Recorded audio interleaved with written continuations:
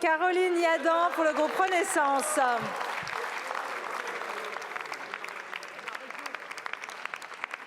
Madame la Présidente, ma question s'adresse à Monsieur Stéphane Séjourné, ministre de l'Europe et des Affaires étrangères.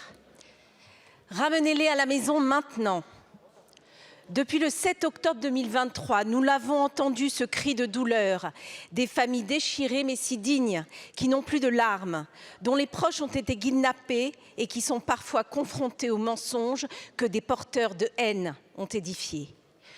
Depuis le 7 octobre 2023, nous les avons observés, les visages de ceux qui ont été arrachés à leur famille à l'aube d'une matinée sanglante au cours de laquelle Allah a été convoqué par des barbares génocidaires hystérisés.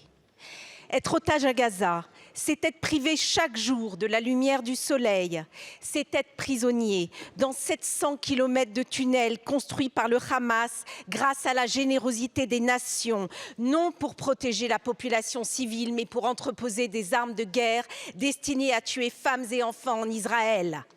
Être otage à Gaza, c'est être privé de médicaments dont on a besoin et attendre l'intervention de la Croix-Rouge en vain. Être otage à Gaza, c'est devenir à 19 ans une esclave sexuelle. Être otage à Gaza, c'est se dire chaque jour que c'est peut-être le dernier. C'est être privé de nourriture, de parole, de sommeil. C'est être insulté, humilié et torturé par des terroristes islamistes endoctrinés à la haine des Juifs dès le berceau. Être otage à Gaza, c'est avoir 1 an et s'appeler Kfir Bibas, avoir passé le quart de sa vie privé de liberté. Être otage à Gaza, c'est aussi dans l'obscurité de l'incertitude, Monsieur le ministre, garder la foi et l'espoir d'être libéré. Monsieur le ministre, en ce jour où un hommage national a été rendu aux victimes du pogrom du 7 octobre, quels moyens la France déploie-t-elle pour venir en aide aux 136 otages, dont 3 Français, encore aux mains du Hamas? Je vous remercie. Merci beaucoup, ma chère collègue. La parole est à Monsieur Stéphane Séjourné, ministre de l'Europe et des Affaires étrangères.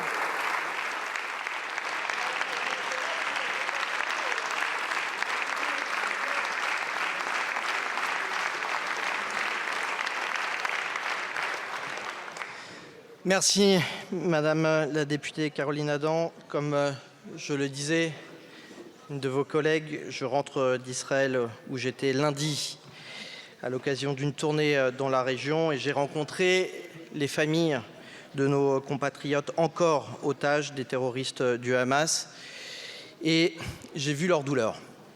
Vos mots sont touchants et je pense que nous partageons leur peine.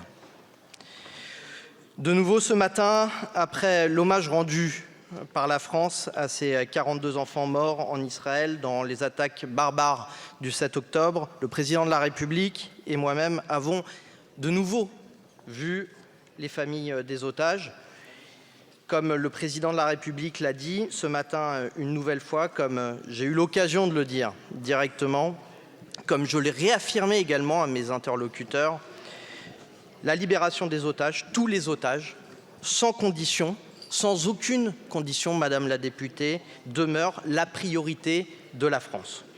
Je veux aussi dire que nous agissons sur le terrain diplomatique avec nos partenaires les plus engagés dans cet effort. Évidemment Israël, mais également le Qatar, la Jordanie et l'Égypte. Nous agissons également sur le terrain opérationnel où nous avons mené d'ailleurs une opération extrêmement complexe pour fournir des médicaments aux otages retenus dans la bande de Gaza. Alors, Madame la députée, en cette journée d'hommage, je tiens à réaffirmer solennellement devant la représentation nationale que la libération des otages français à Gaza fait aujourd'hui l'objet d'une mobilisation entière et totale des services de l'État. Merci, je vous remercie. Je vous remercie, Monsieur le ministre. La parole est à Monsieur Damien Maudet pour le groupe La France Insoumise.